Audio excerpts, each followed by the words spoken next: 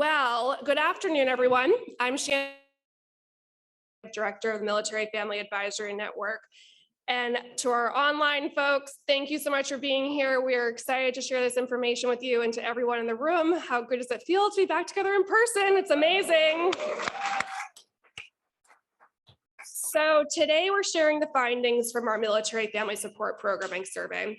This is the fourth iteration of this research effort, and it's scientific and designed to complement the other research that is done in the military family space. Today, we're going to share findings on perennial issues as well as new issues that were formed by our advisory boards. Where our advisory board brings us information about challenges they're facing, it gives us that constant ear to the ground so that we can build our research effort to see what's really going on in the lives of military families. This work that we're doing today and that we've done over the course of the last couple of years would not be possible without the generous support of our sponsors. So Oracle, Cerner, Deloitte, Humana Military, Hunt Military Communities, Prudential, Wells Fargo, CVS Health, and Wounded Warrior Project. Thank you so much for your incredible support of this effort. We really wouldn't be able to do this without you.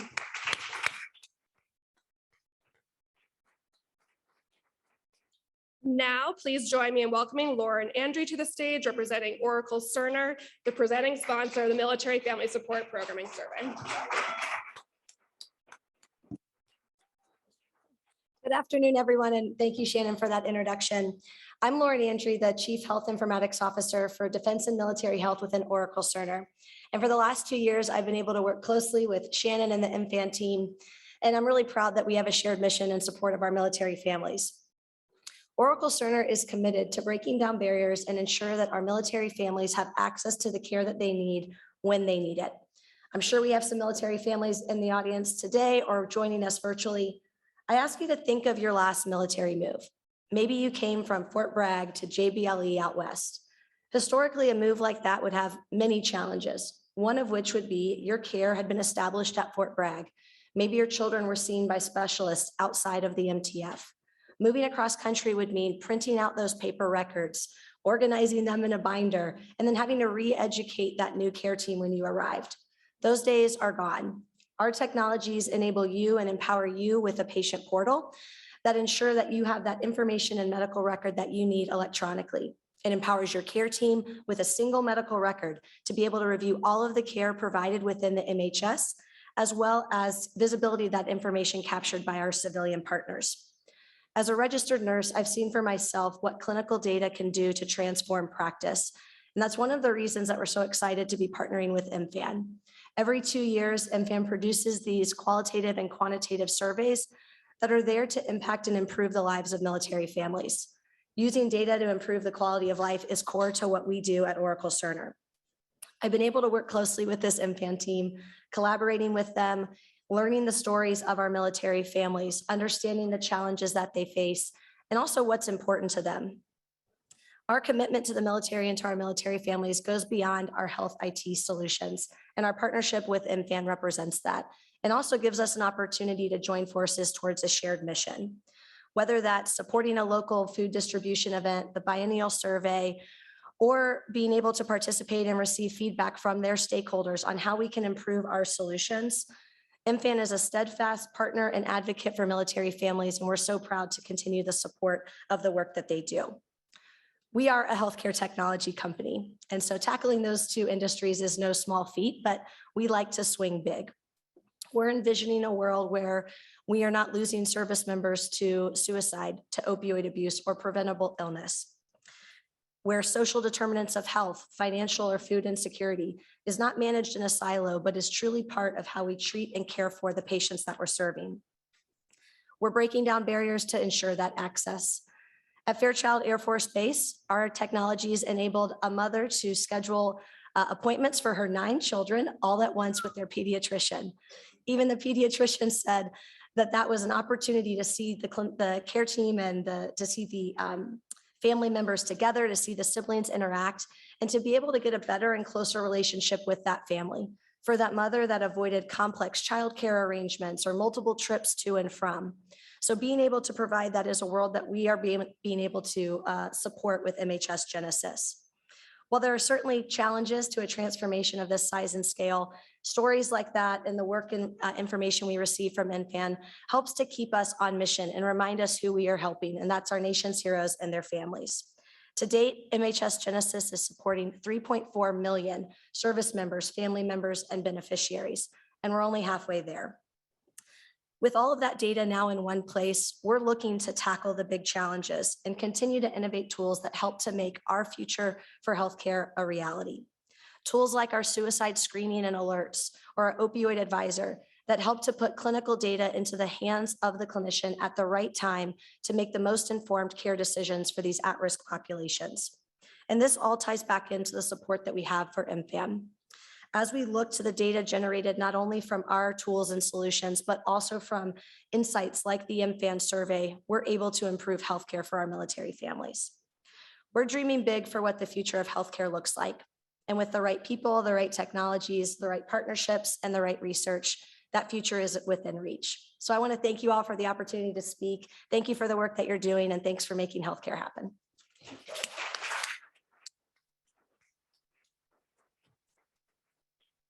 Thank you so much, Lauren. And my family is one of those that has historically had one of those massive binders, and I'm so excited to make life easier. I think we all need that, especially as parents.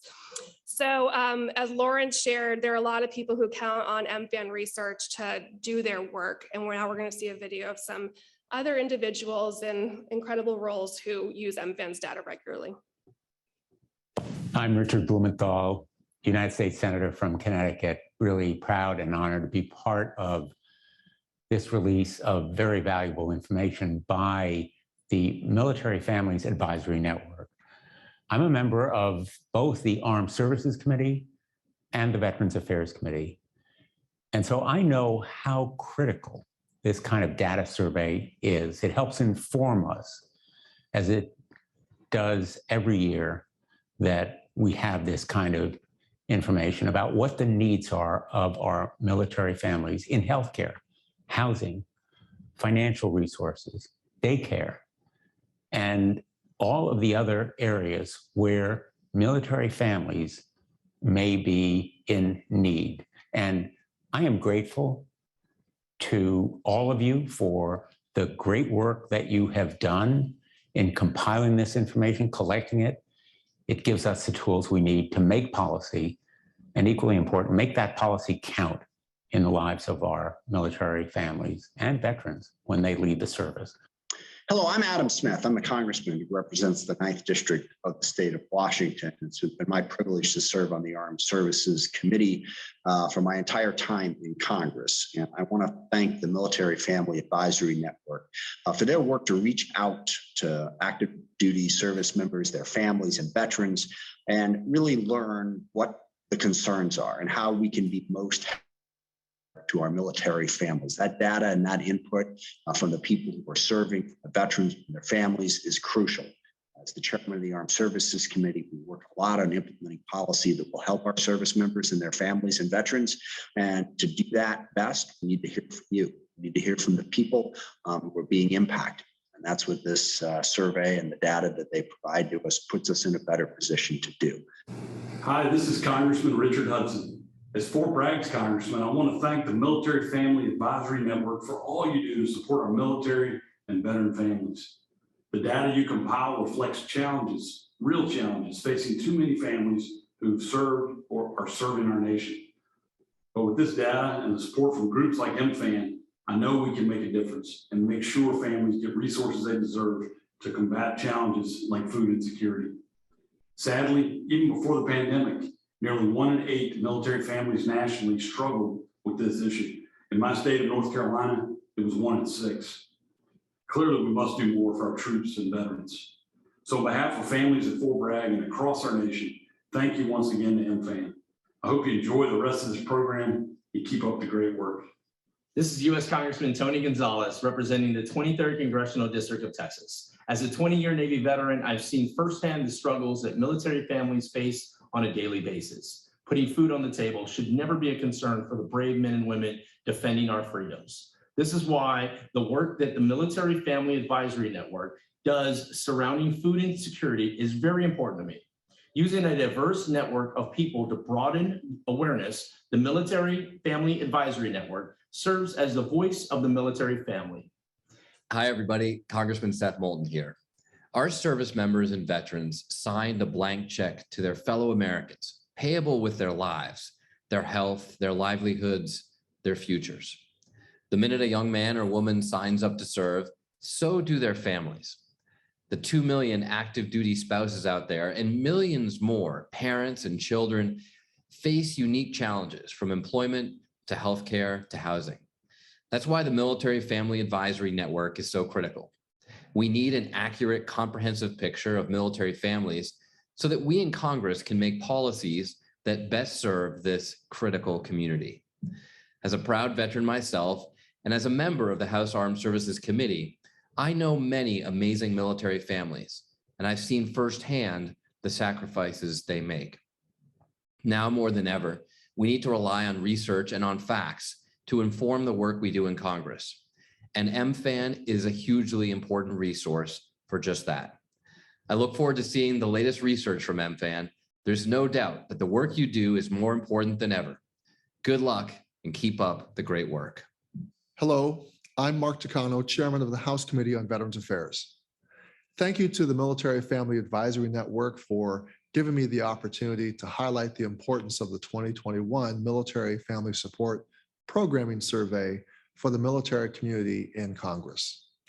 I appreciate the value of rigorous analysis and well-kept sources of data.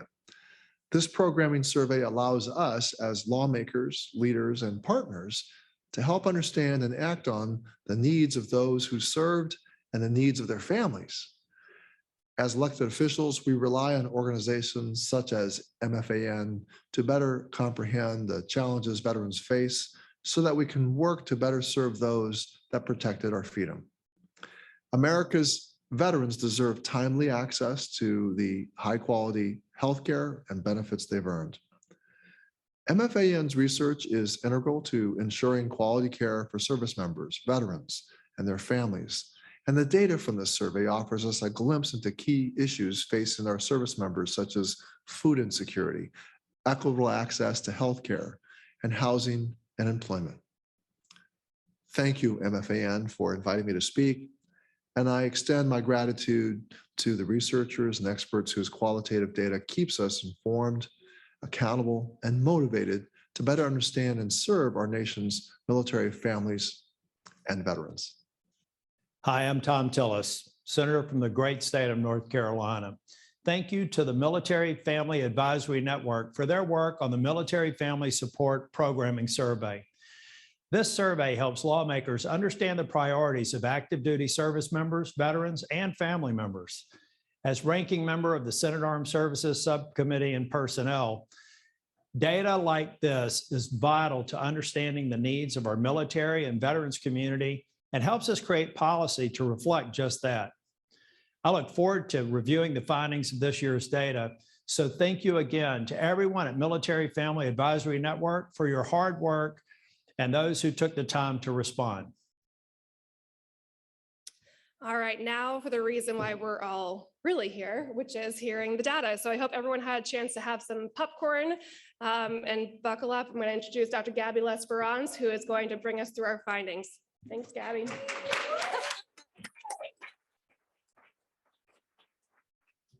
Shannon, thank you for the warm welcome. And before we get started, I wanted to take a second to introduce myself. My name is Gabby Lesperance, and I'm the Director of Research and Program Evaluation with MFAN. It has been my honor and privilege to work with this amazing team since shortly before we came up with the 1 Million Meal Challenge, and I've been recently leading all of our research efforts. I am a qualitative data geek at heart, and the ability to work with such rich data has been truly inspiring. In 2021, MFAN fielded our 4th biennial support programming survey. This study is rooted in the lived experiences of our advisors, our community, our network, and our previous data. We take a broad-reaching approach to better understand the lived experiences of military and veteran families over the last 2 years. We adopt a rigorous mixed method approach to all research that we conduct, and the support programming survey is no different. Our goal is to collect data about military and veteran family experiences enhanced by vivid, heartfelt, and enlightening stories that families share in their own words. We conduct outreach in a few ways: through the connections of our advisory board members, our engagement with military-connected communities, and relationships with others in the space. Our outreach grows organically throughout the respondent population. And this allows us to capture diverse populations of military and veteran family voices from all walks of life. From October to December of 2021, more than 8,600 respondents shared their story with us. From every state, rank of service, and branch, respondents came in force to let their voices be heard. And we're proud to say that our survey continuously captures the lived experiences of enlisted service members and their families. This year, this group makes up 73.1% of our respondent pool. And due in part to the robust responses yielded from these enlisted families, our sample is largely representative of the currently serving force, down to the race and ethnicity data that you see on our screen that we've collected data on for the first time this year. We have a wealth of information regarding geographic location of our respondents. In particular, we heard most often from families in Texas, Virginia, Washington, North Carolina, and California.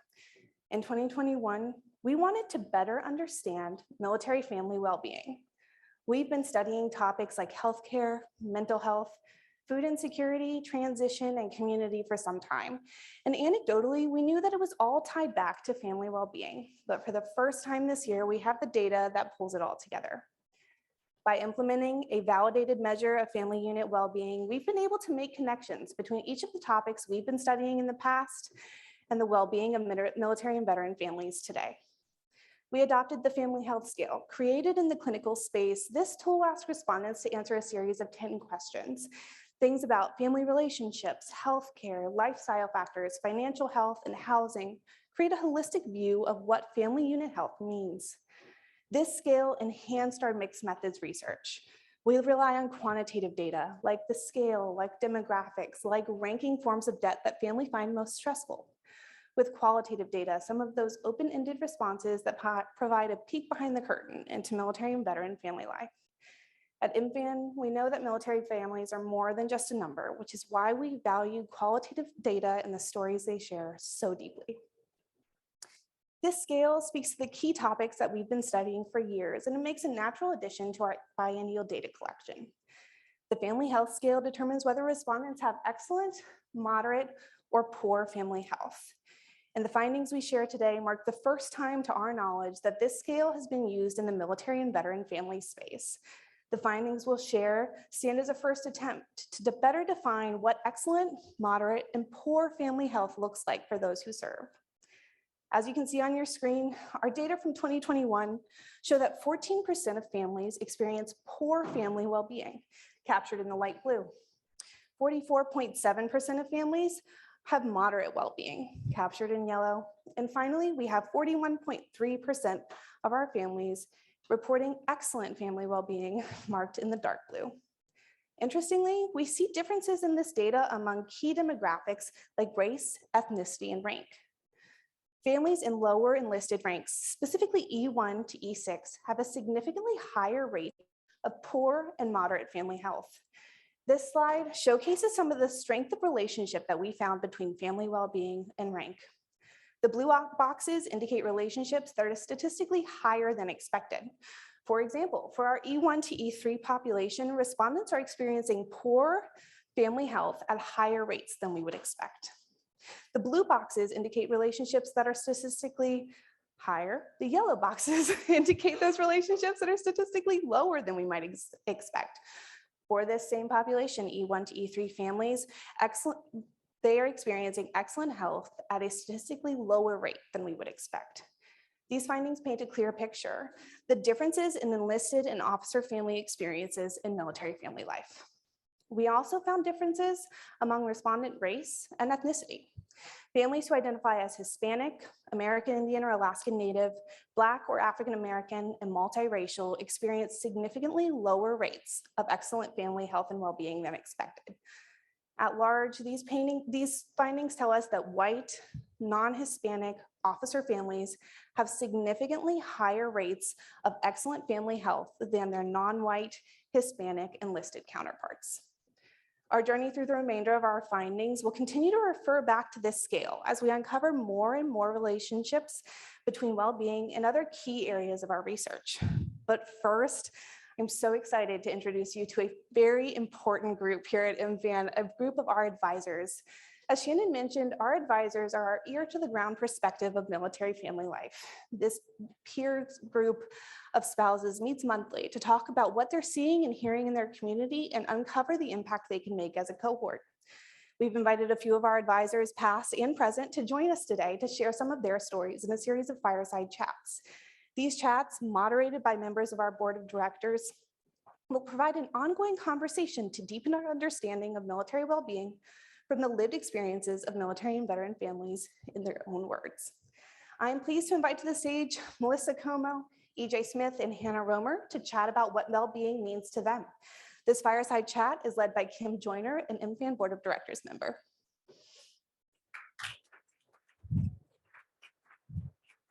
Welcome, please. Good afternoon. So excited to have everybody here today. And so we're going to jump right in. Your story is what we're here to hear. So the Family Wellbeing Scale measures the health of the family unit, looking at family relationships, healthcare, lifestyle, financial health, and housing. Melissa, we'll start with you. Can you tell us how the military life has impacted your family's well-being? Yes, thank you so much for having me. I'm honored to be answering this question. So I see myself in the survey findings. My husband was an E6, and I would say we're about moderate in our family well-being. All of the facets in the survey certainly do contribute to that whole piece of what well-being is. For those of you that don't know me, I'm also a caregiver. So my husband is a Staff Sergeant Stephen Como.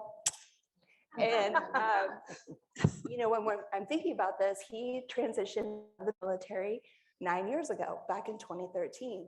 And family well-being, I mean, being a caregiver, all I care about is our family's well-being. And a lot of that has to do with my husband. His health and well-being is first and foremost. That gets a little complicated when I also, at the time, had a 3-year-old. He's 13 now. So competing priorities, parenting, caregiving, and then, I kind of run this caregiver network to support other caregivers like me. So there's a lot of competing priorities in my life. I also know the importance of the community. So since we've transitioned, we've already moved 3 times trying to find the right fit. I always said, when we transition, when we get out, when we get our forever home, all will be well. And what I'm learning is that life is dynamic and ever changing, and the needs for my husband and my son and myself, they're dynamic, and it's okay. And so we keep changing and growing and making decisions to support our well-being. And I would say we're in a pretty good place right now. Good for you. That's good to hear. EJ, do you want to share a little bit about the complexity and well-being of your family? Sure. So again, thank you so much. And one of the things I love about this scale is how it's holistic, and it talks about all the different factors that come into play. So I'm a mental health counselor. I work a lot within the military space. And so while my story is reflective, I think also within the data, I have a lot of other stories that I carry with me. And specifically for me, when I think about the health and well-being, financial security is something that's so important. And the way that I have chosen to contribute to my family has been through my career. However, it can be difficult to be a licensed professional while you move every 3 years. And I had to make very strategic decisions about what will it look like to have a resume where I never reach a management position because I'm not there long enough. And so taking a break from clinical work, going and doing something that maybe I wasn't the biggest fan of, but it made sense because you're living the life that you're living now. You're living the life that you may be living 3 years from now. And now you're living the life that may happen if they ever get out of the military. Right. And so that led to things like geobatching. My spouse and I made the decision in 2020 that it did not make sense for our family to close my practice in Capitol Hill to go down to North Carolina and wildly slash our family's quality of life and income and long-term financial security, because should we be able to come back to this area, I'm going to have to start over again. What does that look like? Thank you. Thank you for sharing. And Hannah, would you like to contribute? Yes, thank you for having me. I'm excited to be here and talk to you about my experiences. I have a unique experience in the fact that I was also active duty. I got out in 2012. And my husband is still currently serving. He's been in 21 years. And so we got a unique experience of going from dual active duty to now I'm his military spouse, following him around everywhere. And I think what the unique thing I saw about those findings saying the officer families had better family well-being than the enlisted family, both sides, because my husband also commissioned after he was promoted to the rank of Master Sergeant, which is an E8, which is a pretty senior ranking side on the enlisted side in the Marine Corps, and commissioned as an officer, as an O1. And the difference in well-being for our family, making that transition from enlisted to officer, was tenfold. I think a lot of it is the pay increase is significantly higher. People don't realize how much more an O1 makes than an E8 with 14 years of service. And so that was something that we noticed right away was our financial well-being increased. And then another part of that is I think the officer community is a lot smaller than the enlisted community. And I have found as we navigate this journey that the well-being, I don't know if it's because if education plays into a factor with it, because most officer families do have a college education. I don't know if that has anything to do with it, but I do see there's a bigger support system on that side. And also, I think because a lot of officers meet their significant others while they're in college, they have two people who have an education and can contribute more financially. And so that is just some of the biggest differences I've seen going from the enlisted to the officer side. And when I saw the findings and the statistics that came out, it is something that I could wholeheartedly relate to and speak on in regards to my experiences. Well, let's stay there. So what factors of military life promote excellent family well-being for your family? So finances is definitely a big thing. I currently work. I'm lucky enough to be employed and have a job that's remote that follows me everywhere. I can go wherever my husband goes. My job comes with me. And another thing that promotes family well-being for us is the security of having medical and dental. I know that it's not always perfect, but I don't have to worry about if my child gets sick in the middle of the night. I can take them to urgent care, and I know that TRICARE is going to cover it. And I know a lot of families do not have that, that luxury. I would consider it a luxury. It's a privilege. So that is something that definitely contributes to our family's well-being. And then just going back, being dual income is something that significantly helps us to have a little wiggle room with our finances, to be able to take our kids on a vacation. So very important, very important. I just spent 2 weeks at OBX, I'm telling you. EJ, please tell us a little bit about what military life promotes an excellent family well-being for your family. So for me, it's always been people. I grew up in a very small town that's less than 1 square mile and had 1 traffic light, and about 7 generations of my family and my cousins, just kind of staying there. And I love where I come from. I'm very proud of that. It also, had kind of a one note to it, right? And so then when I was able to join the military community, I was able to just meet and be with so many different types of people and become inspired. I think that, I think I'm a better human being because of the exposures that I've had and the experiences that I had. I think I'm a better therapist because of the exposures that I've had and the stories that I've gotten to hear, both personally and professionally. And so people always are going to be the shining piece of the military community for me. That's great. That's great. Melissa, do you have anything you want to add?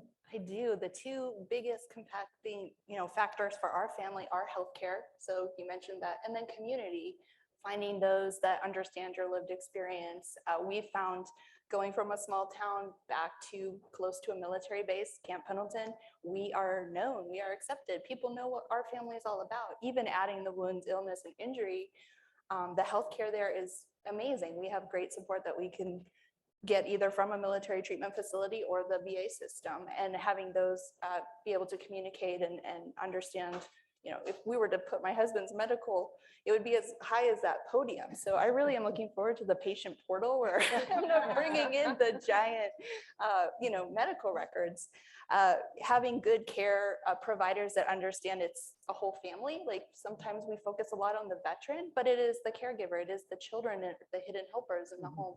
They're also impacted by this service. And so having care and a community that can look at all of us together, I think that's really important and one of the biggest factors to our well-being. Yeah, huge. Understanding your story, I think that's huge. Thank you. Is there anything that, you know, what hurdles has your family had to endure? Melissa, will let you continue. I don't know. I always look at them as opportunities. I think my That's a great optimism has been a big asset through this entire journey. Some of the hurdles, again, it's like transferring from one VA to another. Schools are still a factor. Even when you get out, you have to worry about where your kid goes to school.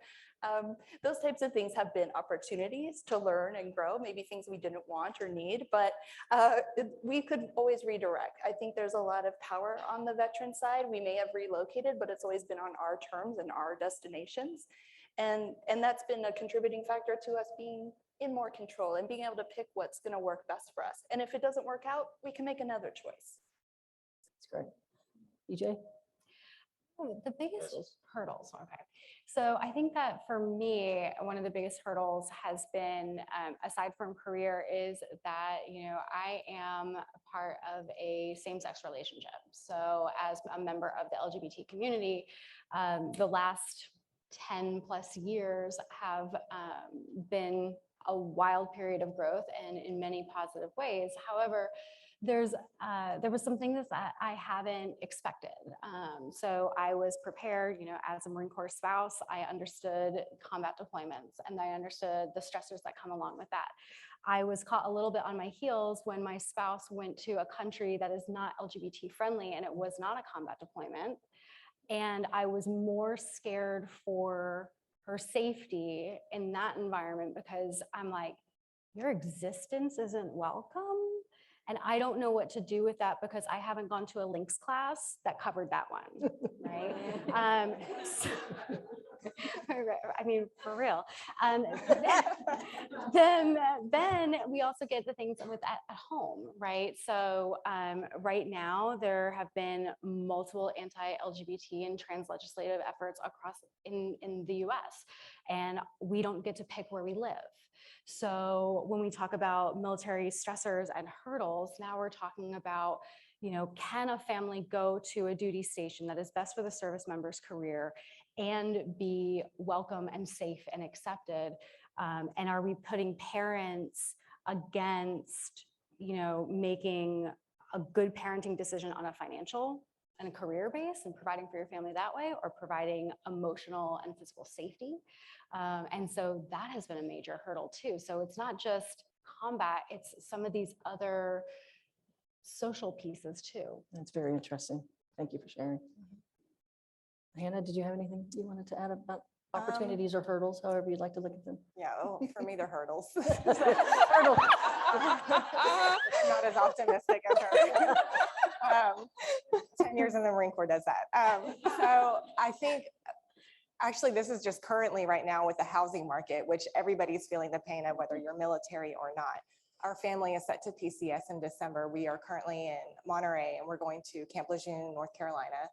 And we got our orders in January, and my husband already kind of predicted the housing market and interest rates going up. So in March, he made the command decision for our family that, hey, we're going to buy a house right now. And so we can lock in the lower interest rate against my wishes, which now I am so grateful for, that we locked in an interest rate back in March, but we're not going to be moving there physically until December. So we were looking for a house. We were getting outbid by cash offers, just crazy. It's unaffordable. And so We made the decision to build a house. We don't want to build a house. North Carolina is not our forever home, but we're building, and we're not going to be living in it till December. So we're basically, thankfully I work, but we're basically coming out of pocket for our mortgage and our rent where we live right now until December. And I feel privileged that we can have the means to do that, but I know that this is a problem that a lot of military families are facing right now in the midst of PCS. There's families in Monterey right now who just got there in June. The Naval Postgraduate School classes have already started, but we have families living in motels because they're on waiting lists to get on base housing. They can't afford housing off base. There are no housing options off base unless they want to commute an hour and a half, 2 hours.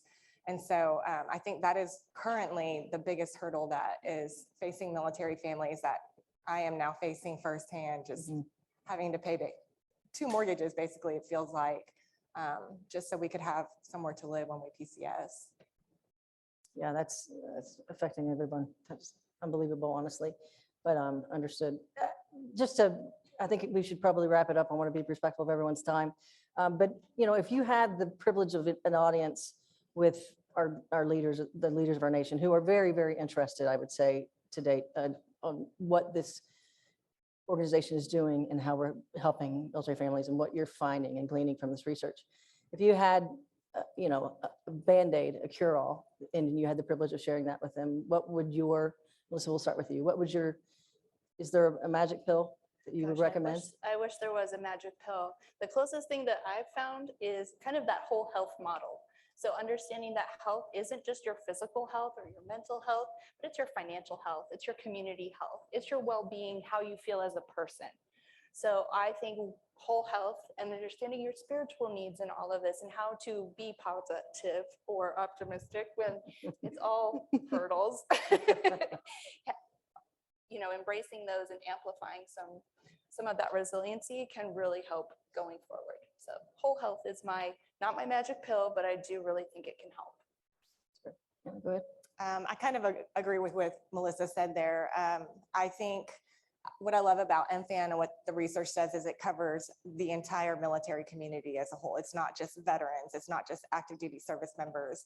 It's the whole community. I think it's important to look at the whole community as a whole, because I see a lot of spaces where it's only the service member who gets looked at, or it's just the veteran population that gets looked at. And as someone who has transitioned out of the military service, it's been a lot more apparent to me that I have taken a back seat, and my husband, I wouldn't say he's like the shining star, but because he is an active duty service member, gets a lot more attention. I think the family needs to be looked at as a whole to support our service members that are still serving. I agree completely. EJ, magic pill? The magic pill.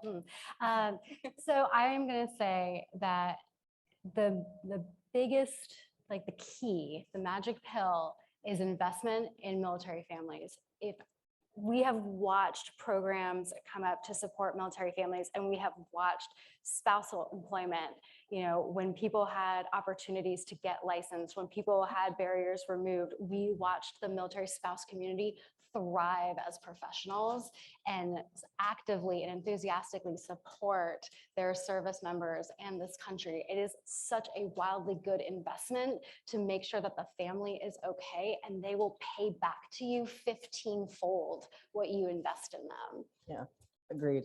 Excellent. Well, this is a fantastic conversation. Thank you for kind of bringing the research to life for everyone. And thank you for being a part of the advisory board. So much. I appreciate it. Thank you. Kim, thank you for moderating such a wonderful conversation. And to our advisors, thank you so much for sharing your stories. Stories like the ones you just heard from our panelists are really what's at the heart of our data today. And we're excited to share the rest of our findings with you. We're going to start this journey by understanding how military and veteran families experience their healthcare. But first, I'm very excited to welcome to the stage our Associate Director of Research, Shanna Smith, to help us go over the findings. Thank you so much, Gabby. It is wonderful to be here and see so many familiar faces in the audience. But for those that don't know me, as Gabby mentioned, my name is Shanna Smith, and I've had the honor of working with MFAN for almost 2 years now. I've had the amazing opportunity to work on the programs team and on the external relations team.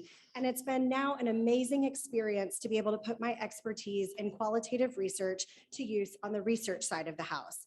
The research and work that we do here at MFAN is incredibly valuable and meaningful. And it's especially personal and relevant in my life as a military family member. The findings that we will share here today speak volumes to the experiences in not only my life, but are representative of the thousands of voices who responded to our survey and as you just heard on our panel this morning. So with that, let's go ahead and get started. First, we're going to step in and discuss healthcare.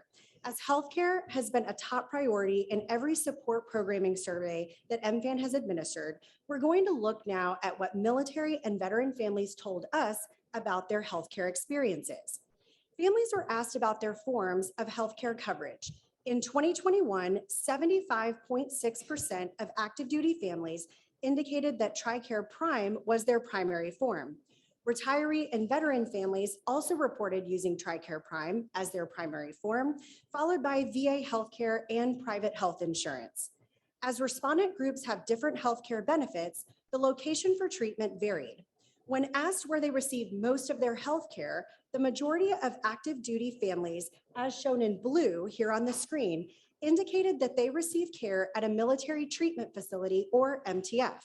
Most retiree and veteran families, shown in yellow on the screen, indicated that they received healthcare through a non-military hospital, doctor's office, or VA medical center. And of course, we wanted to learn more about the experiences of families when they're accessing healthcare. And we did this in 2 ways. First, we looked at satisfaction, and then we asked them to tell us about their experiences in their own words. When we asked for satisfaction ratings, we asked around healthcare received, the quality of care providers, ability to access appointments, and the ability to maintain consistent medical care. On your screen, you can see some of the rates of satisfaction for care received by active duty, military retiree, and veteran families. Across all 3 of these groups, families are most satisfied with the quality of their care providers. Unfortunately, active duty respondents are least satisfied with their ability to access healthcare appointments. We asked the same questions of families who had accessed mental health care over the past 2 years. 46.2% of our respondents had accessed mental health care for themselves or a member of their family since our 2019 support programming survey. We asked them those same satisfaction questions. And again, active duty families told us that they were least satisfied with their access to appointments. Of course, we wanted to understand the relationship between these satisfaction levels and family well-being. And what we found was a statistically significant relationship between family health and satisfaction with healthcare as family received. Respondents who had very negative, or even neutral experiences with their satisfaction of care were more likely to display poor or moderate well-being. So next, we're going to talk about telehealth. As telehealth is a critically important option in healthcare, the 2021 survey included expanded questions surrounding its use, experiences, perceptions, and obstacles. Telehealth's importance, relevance, and impact were certainly experienced throughout the COVID-19 pandemic, and this was evident in the substantial increase in use. In the 2019 survey, only 11.3% of the total population reported using telehealth services. In the 2021 survey, 62.6% of the total population indicated that they or a member of their immediate family used telehealth services for general health care, therapeutic services, and mental health. The screen here shows a breakdown of the use in telehealth in these 3 areas by family member. Respondents reported their frequency of telehealth use for themselves, their children, their spouse, or their partner. And many families really thought that telehealth was beneficial and they had positive experiences. But of course, there were some obstacles that rose to the surface. Top themes revolved around some of the shortcomings of telehealth, such as the difficulty of conducting a physical exam in a virtual environment and the struggles that people had communicating with their healthcare provider. But we also heard about a few technological hurdles and generalized hurdles of using telehealth, such as scheduling and a lack of availability specific to their geographic area. And finally, we heard from a small number of families for whom in-person healthcare is just their preference. They want that face-to-face interaction with their healthcare provider. We're really looking forward to further exploring these findings once ERMs or electronic medical records have been fully deployed for actively serving and veteran families. And that wraps up our healthcare findings. And we want to take a moment here to really dig into family relationships to better understand some of the family dynamics and to better contextualize the findings of our well-being survey. In 2021, we asked families about their dynamics and relationships, those family dynamics between married couples, between other members of the family, the dynamics of families with caregivers, and the dynamics of families with children. We started all of this by measuring loneliness. As you can see in the pie chart on our screen, 54% of military and veteran family respondents reported feeling lonely. And with this analysis, we found yet another statistically significant relationship with family well-being. Respondents who do not report loneliness are more likely to have excellent family health and less likely to have poor family health. Meanwhile, respondents who do report loneliness are more likely overall to report moderate family health. So continuing the topic of family relationships, more than 80% of respondents reported being currently married. We asked participants to describe the effect of military life on their marriage, and some felt that the military did not influence their marriage, and this was particularly felt by those who felt more prepared for military life. For example, whether the spouse had also served in the military or they had family who served, this subset of respondents entered military life feeling ready for the hurdles and obstacles that their marriage would have to overcome. By far, the most common theme mentioned was the negative impact of the military work and culture.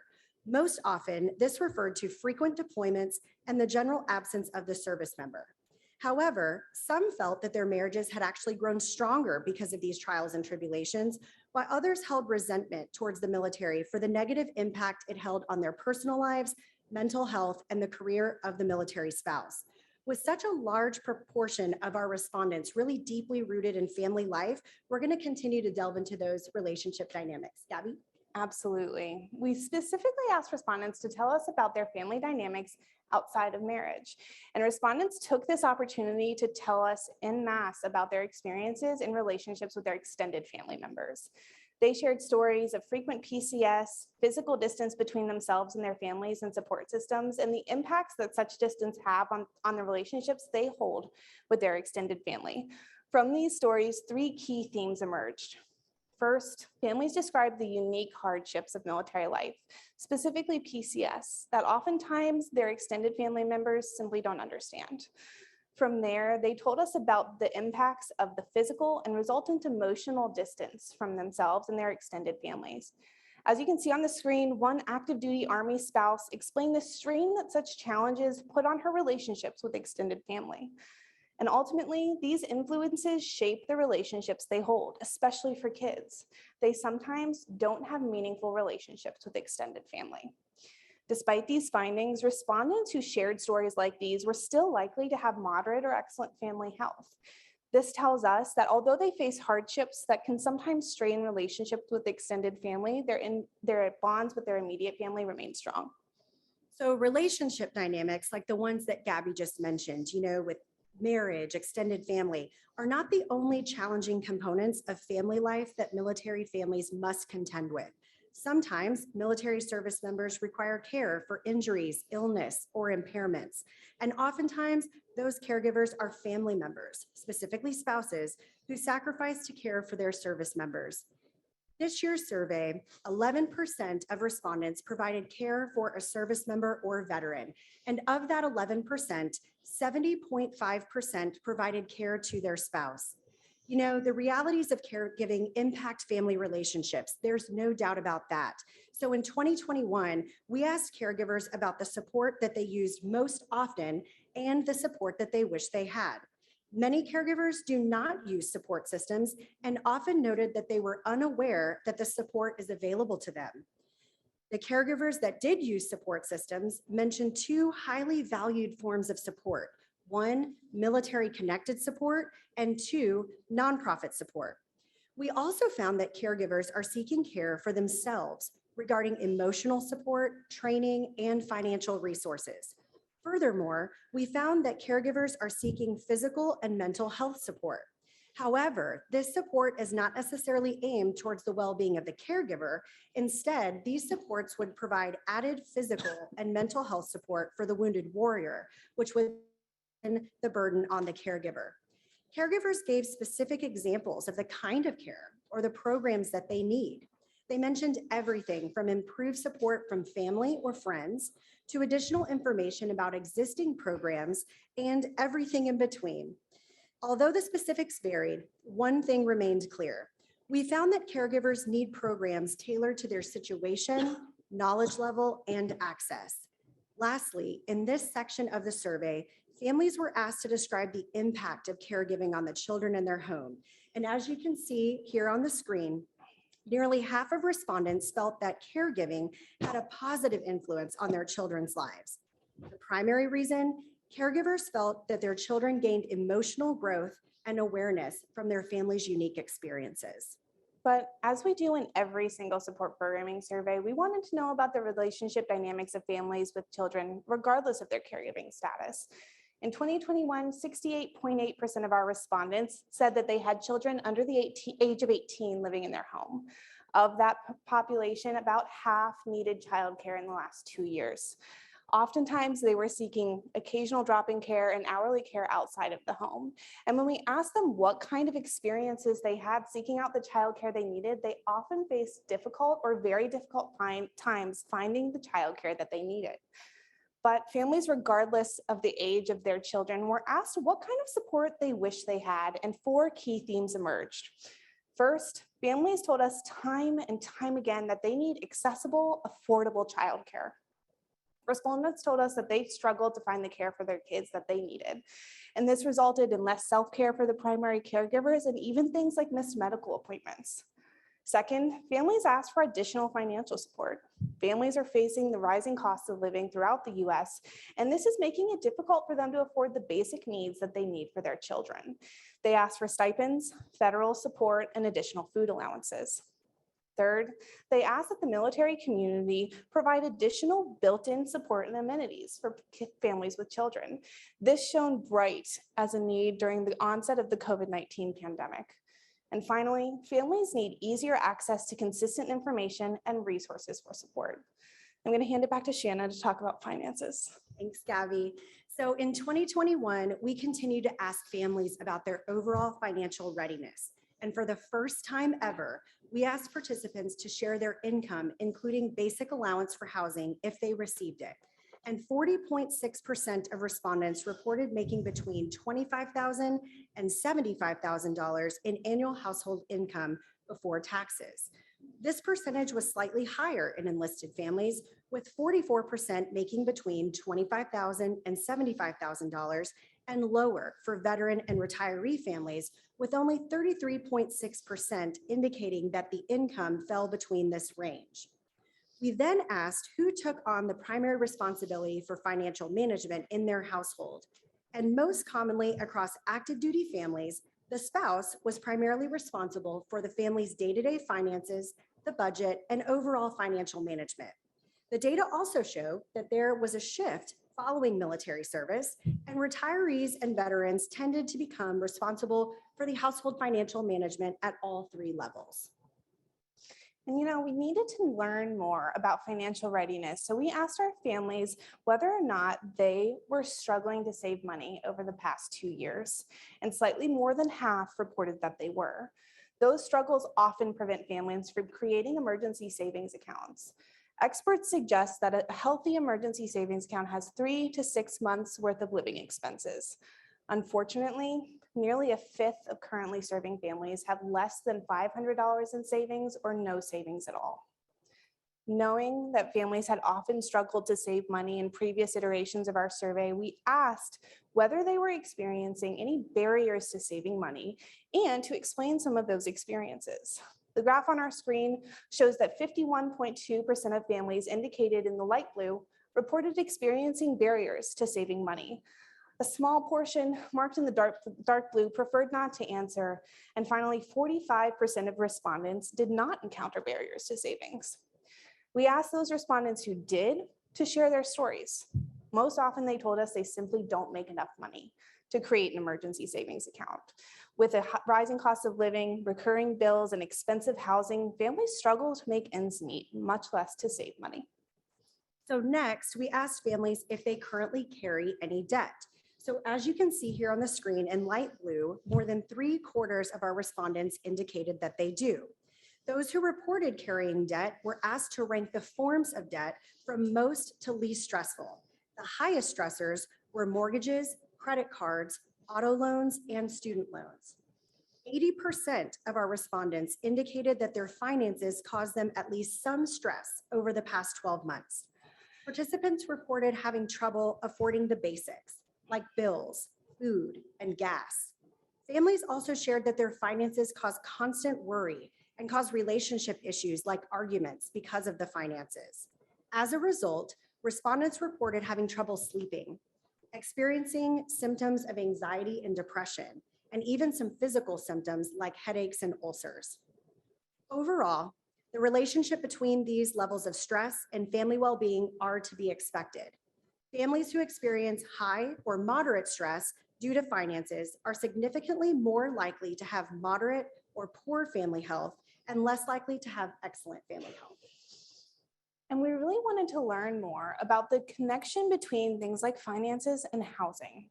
For the first time in 2021, MFAN asked respondents how much of their monthly income, including BAH, they spend on rent or mortgage and utilities. This simple question determines a family's housing burden.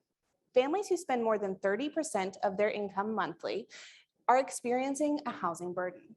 Those who spend more than 50% of their income are experiencing a severe housing burden. The 2021 data suggests that 60.9% of military and veteran family respondents are carrying the burden of paying more than they can comfortably afford for housing. This burden is significantly related to family well-being. Families who experience a severe housing burden are significantly more likely to experience moderate to poor family well-being. And this relationship grows all the more concerning when we break it down to look at just those currently serving families. Nearly half of currently serving family respondents reported experiencing a severe housing burden. Meanwhile, only 20% of veteran and retiree families reported the same. So then respondents were asked whether they currently live in military housing, and nearly 40% indicated that they were. Those families that indicated their choice to live in military housing were then asked whether or not they live in privatized military housing, and more than 70% indicated that they did. As in previous iterations of our survey, those who live in military housing were asked why they chose to live on a military installation, and many of the same reasons appeared year after year as seen here on your screen. However, interestingly, the influence of the housing market ranked in the top 5 in 2021 and was not there in previous years. The same question was then asked of those who chose not to live in military housing. Poor conditions in military housing have been the most cited reason for choosing to live off base since 2019. Families who were living in privatized military housing told us about their satisfaction levels and their experiences. This year, respondents had negative or very negative perceptions of how the military command was responsive to military privatized housing issues. And in a drastic change from our 2019 findings, they had the highest level of satisfaction with privatized housing companies' responsiveness to repair issues. Most often, respondents felt that their condition in privatized military housing had gone unchanged over the past 2 years, but for the 8.3% of respondents who felt that their conditions had worsened, their real concerns revolved around maintenance and military housing issues. And finally, respondents were asked if they were aware of or had used the Military Housing Privatization Initiative Tenant Bill of Rights. Overall, 60.1% of our respondents were aware that the Bill of Rights existed, but only 10.6% had used the protections to their advantage. That means that 39% of respondents were unaware of the Tenant Bill of Rights. That's a lot of data, folks. Stick with us, there's more. We got this. So switching gears, as many of you know, MFAN has been studying food insecurity in the military population since 2017. In 2019, MFAN implemented the USDA 6-item short-form food security scale to measure food insecurity more accurately. This scale presents respondents with a series of 6 statements that people make about their food situation. Even one affirmative answer means that the respondent is struggling with food insecurity in some way. 2 to 4 affirmative answers indicate food insecurity or low food security, and 5 to 6 affirmative answers indicate hunger or very low food security. We've been asked why we continue to use both of those labels when discussing the findings of our research, and the answer is simple. It helps maintain the continuity of our research findings and overall impact.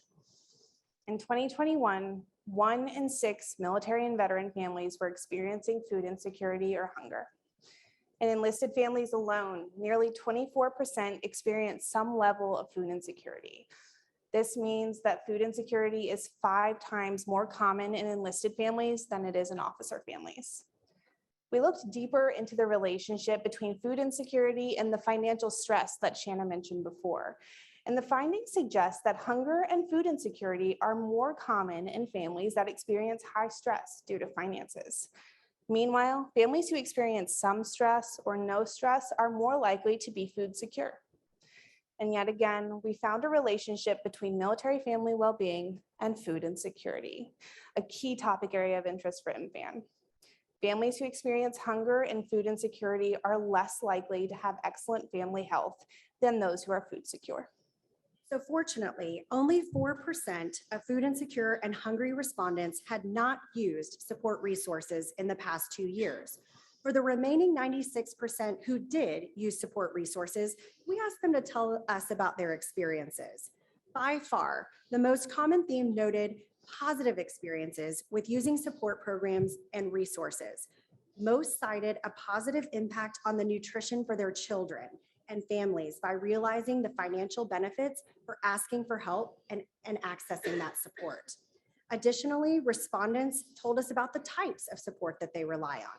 Most commonly, they cited their use of WIC, food banks, and pandemic EBT. Unfortunately, not all of these experiences were positive ones. Negative experiences could fit into 2 categories. Negative experiences due to feelings of guilt and shame in accessing that support, and negative experiences due to inadequate or limited support in their areas. By consistently utilizing the USDA 6-item short-form food security scale, as Shanna mentioned earlier, we've been able to better understand food insecurity over time for our respondents. In 2019, 1 in 8 military and veteran families were food insecure. In 2020, at the heart of the COVID-19 pandemic, that number had grown to 1 in 5. Today, families are still experiencing food insecurity at a rate of 1 in 6. So the next portion of our survey, we talked about military community transition and recommending military life. So we're going to take you through some community interaction experiences next. Respondents shared their preferred mode of participating in programs within their communities. The screen here references the top 5 resources that families want to receive in each mode. Families are more likely to want to receive their general and mental health care in person. Meanwhile, they are interested in accessing financial education, moving or PCS information, and employment resources online. They also indicated that they want to be able to access self-care programs, personal relationship information, and employment resources in a hybrid format. As part of the community section in our survey, families were asked the number of miles they live from a military installation and the frequency of visiting military installations. The majority of respondents, 24.7%, live 6 to 14 miles away, and 38% of respondents visit a military installation daily.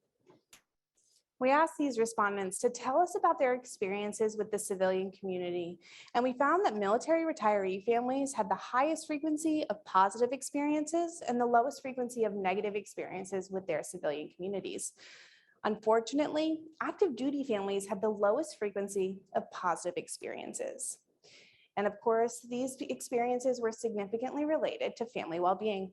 Families in excellent health were more likely to report positive or even very positive experiences with the civilian community throughout the last 2 years. Participants were then asked about their separation and transition from the military. And as seen here on the screen, the large majority, 81.9%, said they had not participated in the Transition Assistance Program, or TAP, while they were currently serving, and slightly over half said that they participated in TAP once they left service. Another interesting finding was that 3/4 of our participants said that they did not know that military spouses could access MyStep, which is the Military Spouse Transition Program. Respondents were then asked to tell us about their transition supports that they wish they had. In this section, multiple robust themes emerge. The respondent stories told creative, relevant, and valuable suggestions for improving our transition support. Here are some of the top themes. 1/4 of respondents called for hands-on preparation that would connect them more directly with the civilian workforce. Nearly 1/4 of respondents reported receiving insufficient transition support. In their view, the overall process related to separation, including discharge and decommissioning, needs to be improved. Specifically, they call for greater compassion from their commanders, streamlined administrative tasks, and increased time to plan and prepare. Nearly 1/5 of our respondents felt that the current support available is really one size fits all.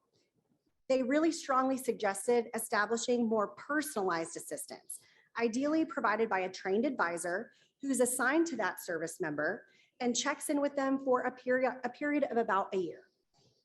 Thanks, Jana. We've learned so much today about the challenges, joys, frustration, and pride of military and veteran family life, and we're not done yet.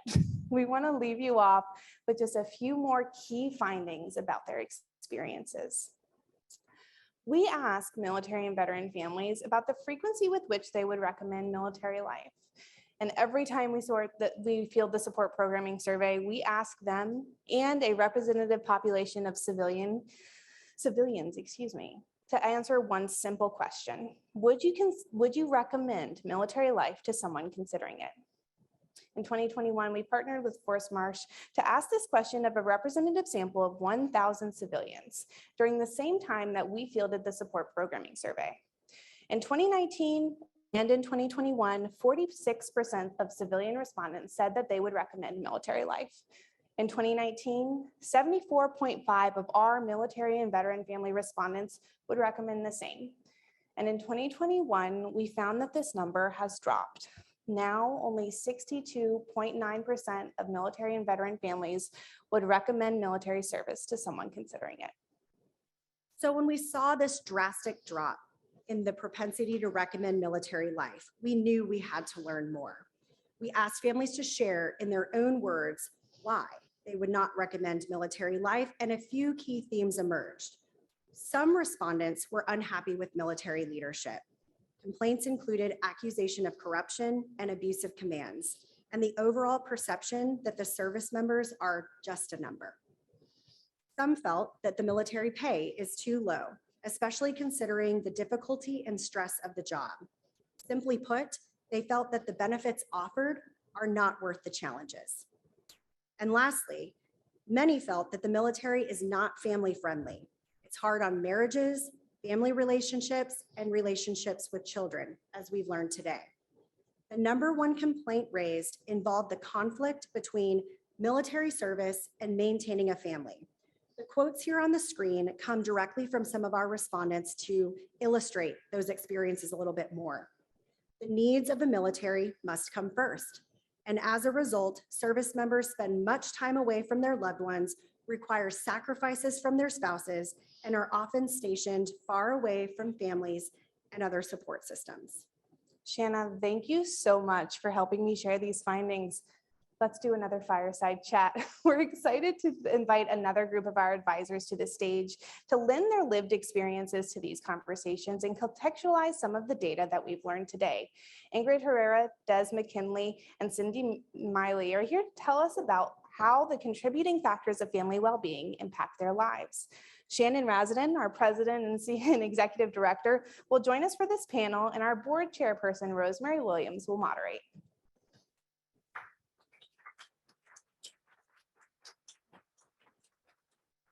First of all, I want to give a shout out to Des, who sprinted from DCA to get here. So yay, Des, you made it. Had a girl. I'm going to keep time here.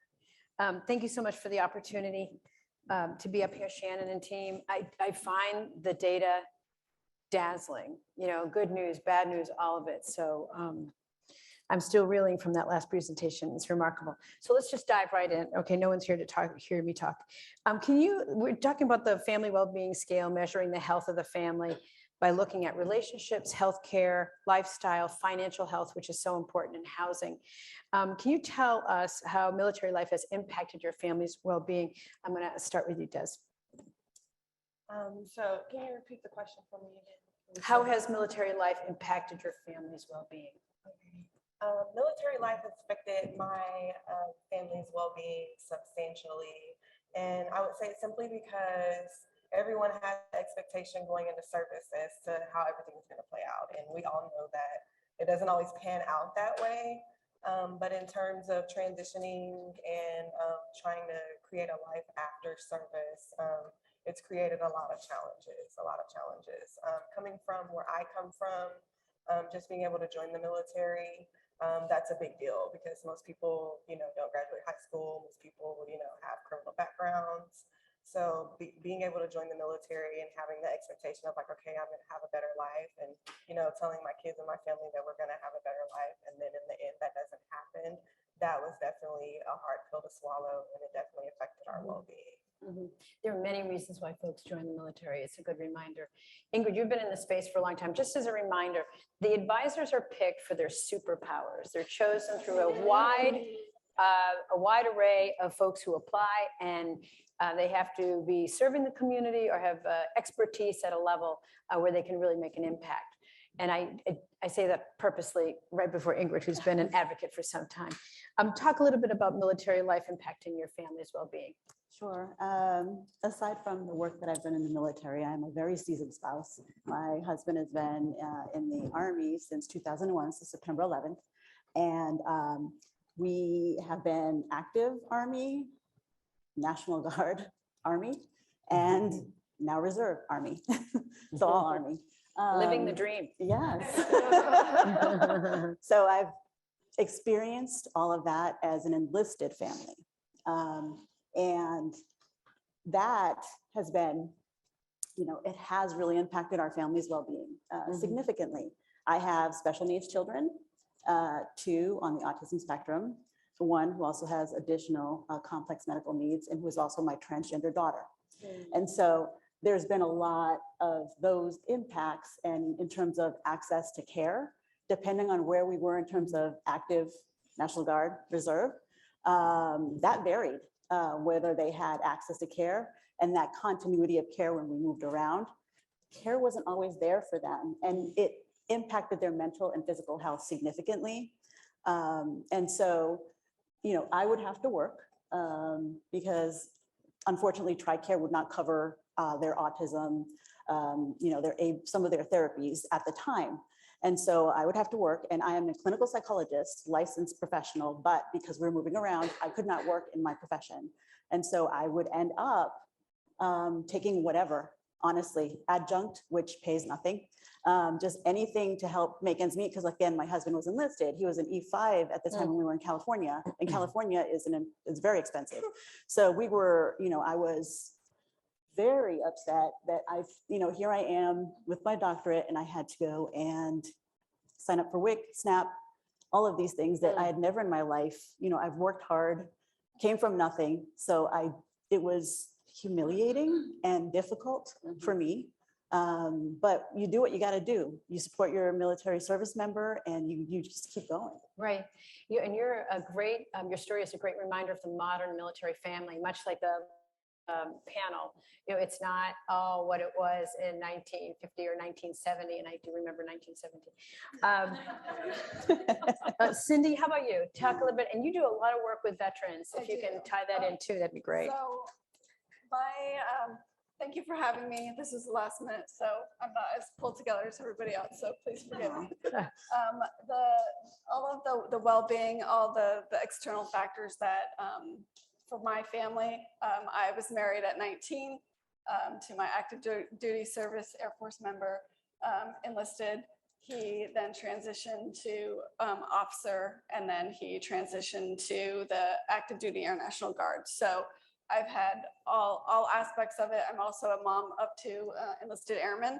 So all of those factors that everybody has talked about, the healthcare, the lack of healthcare. As a National Guard spouse right now, we've been a National Guard family for about 12 years. We went from an Air Force base, and then we're smack dab in the middle of New York and Syracuse.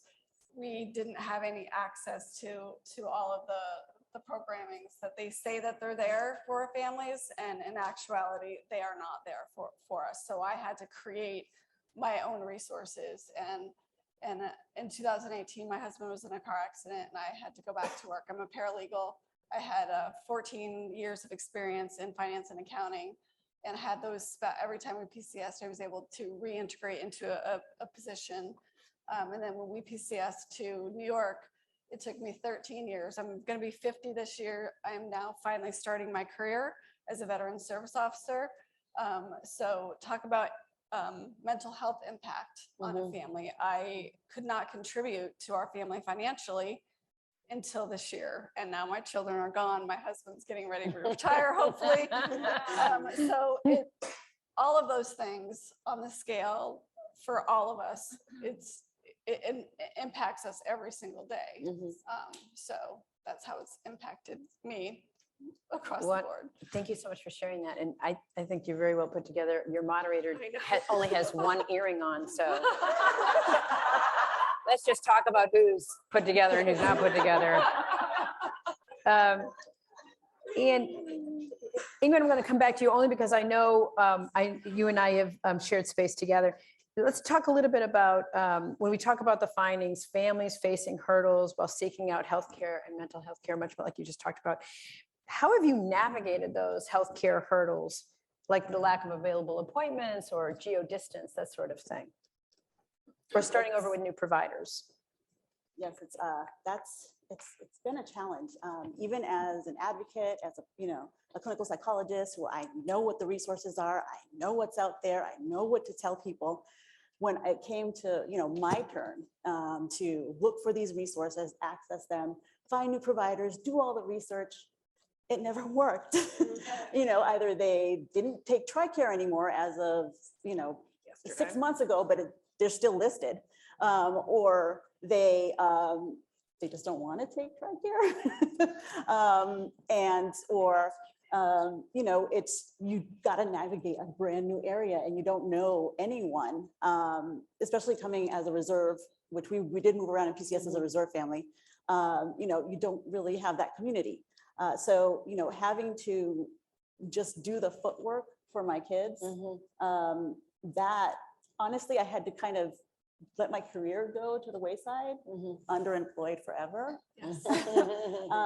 And that was really what it took. I really had to be that advocate that I was in the community for my kids, for my family, for myself. And we hear this time and again that you have to drop everything and you end up becoming the full-time sort of person to do all the admin.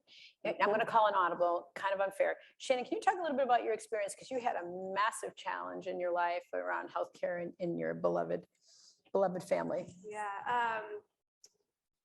Okay, so last year, my son, George, had traumatic brain injury. He was 3, and our lives were just totally flipped upside down. We were in the PICU for a week and had a series of care appointments that we had to navigate after, from physical to occupational therapy to neurosurgery to all the things. And so that experience, which is ongoing, has changed the course of our trajectory, really. So my husband promised to get out of the military. You're watching, I know.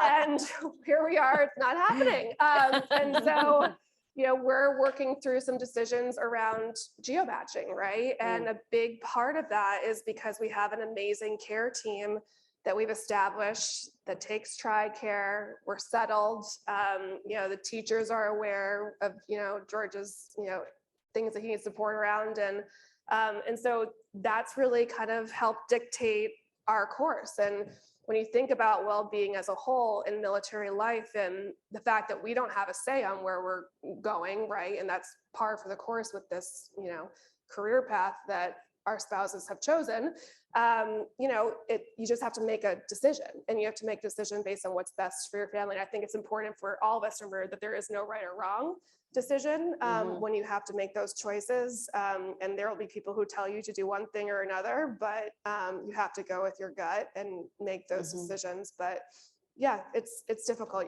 You feel like you're trying to wear a lot of different hats and maybe aren't ever doing it well. Sure. Did you want to add into that, Des? I'm getting a lot of north-south head nods over here. Did you want to add anything to that? No, but I concur. My former spouse was active duty Navy and I was reserve. So we had a lot of issues in terms of like me trying to figure out like on drill weekend, like if he has duty, like who's going to keep the kids. And then because like I was reserved, they were like, oh, well, like during drill weekend, care isn't available. It's specifically for active duty families, it's specifically for, these situations. So it came to a point where like literally I was having to pay out of pocket for hourly childcare. And I had to go to my command and I had to tell them like, hey, based off of like what I would make working versus coming in for the drill weekend after childcare, I make nothing. So it was definitely a hard pill to swallow, but it was one of the reasons why I did decide to go ahead and try to transition out, because it just didn't work for our family. Thank you for that. And thank you, Shannon. Thanks for letting me ask that question of you. Cindy, we saw a lot of data, a lot of rich data around relationships, impact on marriage, relationships, extended family, caregivers, children. What can you share about how the military has impacted your family relationships and the dynamics over time? So the dynamics over time and my family with the relationship, I have to say, I think it was positive. I've been married 39 years or 29 years. I've lost count. 29 or 30th. So although it's not easy, it's been a constant, ongoing, trying to figure out how to navigate and negotiate and what is best for our family at the time. He recently PCS to Germany and we had to stay home. It was my son's senior year. So the impact of our family dynamic of having dad away on his senior year, thank God for COVID. We got to do everything virtual. He was able to see all of his Thank God for games, COVID right? said no one ever. Good for you. And both of my sons are serving, so that's a positive. Oh, wow. What's a lot of negatives, a few negatives. I'm not one who also doesn't. I don't say hurdles. I try to take the positives because I can't always control the negatives. So I try to flip it. A lot of friends, you lose a lot of friendships because they don't understand. They want you to come to this barbecue, but you can't make it because your husband's coming home, but then his flight gets canceled and then you really could have been there. But so they don't understand that dynamic of it. What I'm really proud of is a really positive that I've been able to make is in our veteran community in Syracuse, New York. So I'm going to give them a shout out. Our Onondaga County Veteran Service Officer Director, who's a combat veteran, she saw my worth and saw what I could bring to the table to our community to help bridge that gap between the National Guard and the veteran community. And we could create those positive spaces where we could contribute and build a better community. That's fantastic. I want to ask the same question of you, Ingrid, about over time, how has the military impacted your family relationships and the dynamics, especially with your beautiful modern military family? Well, I can honestly say it's had its ups and downs. My husband was combat deployed 3 times. And so PTSD was the reality in our family. And so there was a time where I would have said it was very challenging. It broke us several times. Like divorce has been thrown around at least half a dozen times in my marriage. And my children have suffered not because of, the autism and some of the other challenges, but, not having dad around, that role model, not having a connection. For example, when my transgender daughter came out, it was a challenge for her to talk to my husband because they have not been able to build that relationship because he's not been around a lot. And so that, also almost broke us. But, we are strong. And I mean, on the positive side, I think that the military has made us strong, has made my kids resilient. But, there are these outcomes that are really difficult, really challenging, and, something that we sort of talk about now, in retrospect, and, we're the better for it, but would have preferred not to go through that. Right. One of the advisors, I think in the first class, she said, the military will make your marriage stronger or it will kill your marriage. I want to shift a little bit, and Des, I'm going to start with you. Half of the respondents reported difficulty saving money over the last 2 years. It says the data tells us that financial struggles are associated with higher stress. That makes sense, right? And impacts things like housing and food security. You talked a little bit about childcare, right? So in your time in military life, which has been extensive, how have financial difficulties impacted your family? Oh, wow. It's been crazy. When I was married, my spouse was E3. We were stationed in San Diego. He PCS from Florida, and he came from like basically a small boy going to like aircraft carrier. So it was like a huge cultural shock.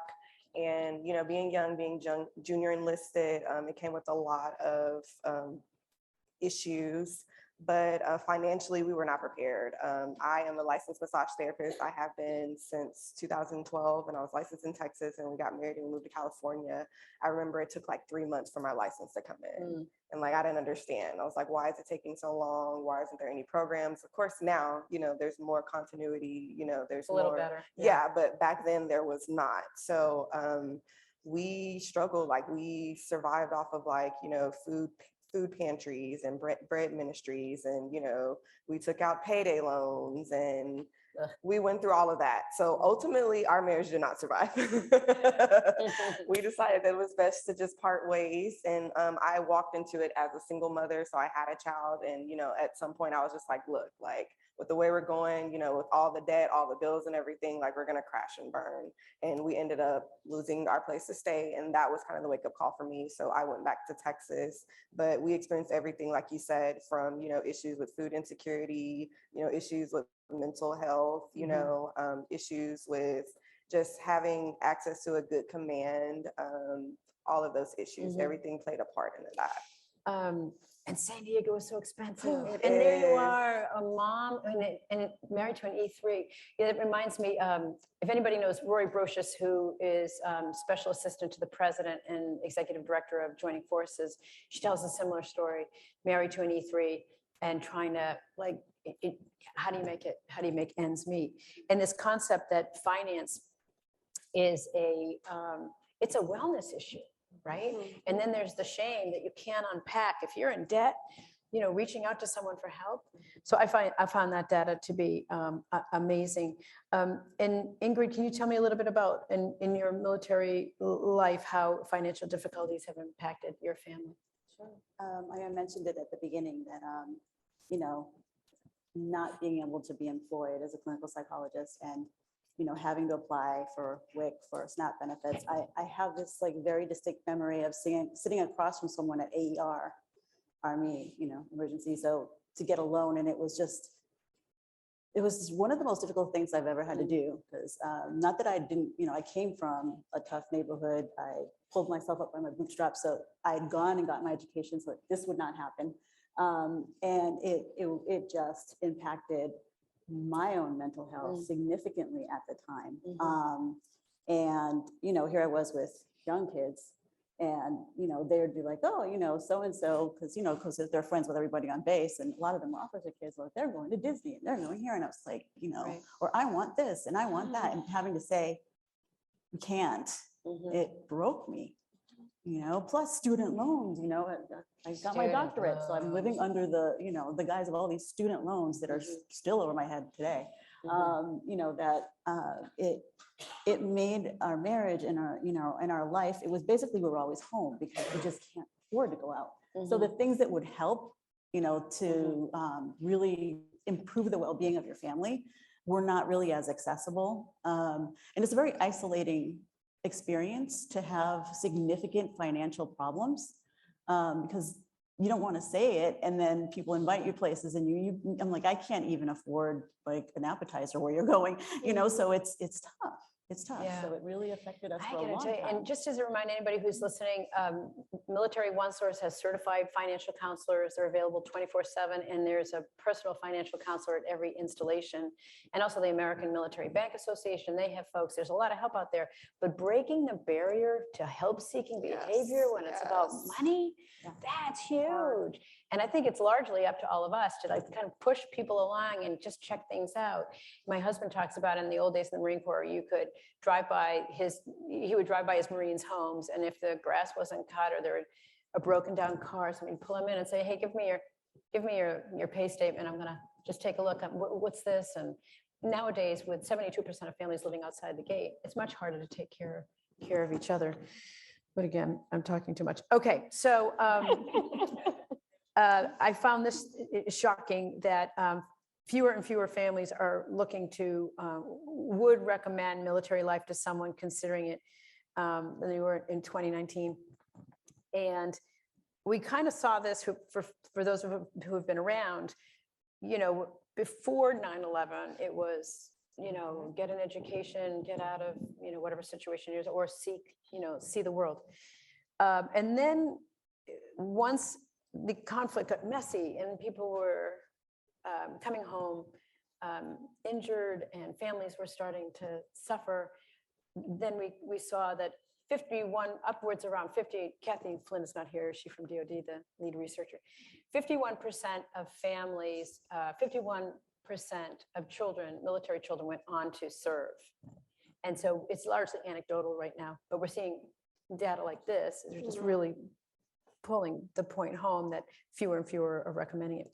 So Cindy, you've got two sons who serve, and tell me a little bit about that family discussion and how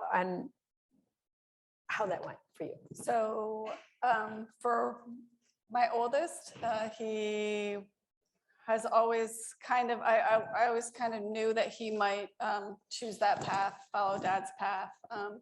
So it wasn't really a question. He was going to graduate early, and he was going to actually go out to California and try to start his, he raced both my boys raced motocross. So he was going to start that. Yeah. So 2 broken backs later now. So he realized that wasn't the path he wanted to take. And he grew up, you know, he was born in Germany, and, you know, he was able to do all the cool things and be around and see all the good things. And so he decided to go that path, and he's 7 years in.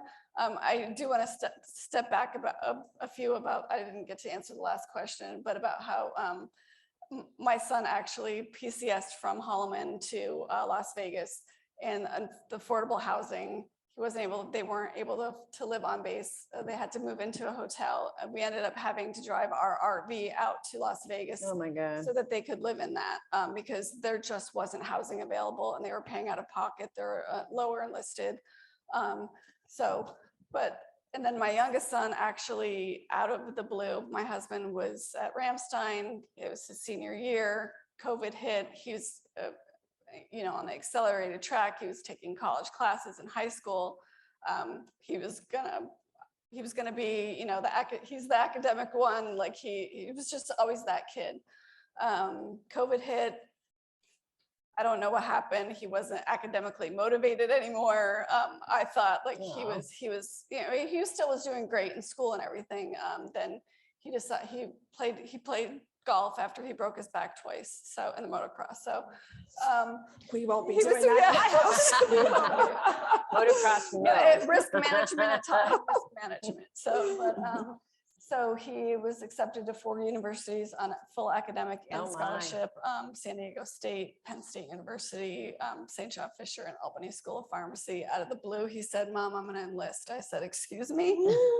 wait, dad's in Germany, like we've got to figure this out, a few things. So, you know, his ASVAB scores were great. He was going to do some job, and John was like, wait till dad gets home, please. So, but it made me proud that I knew that all those years of John being gone, parenting solo, I did something right.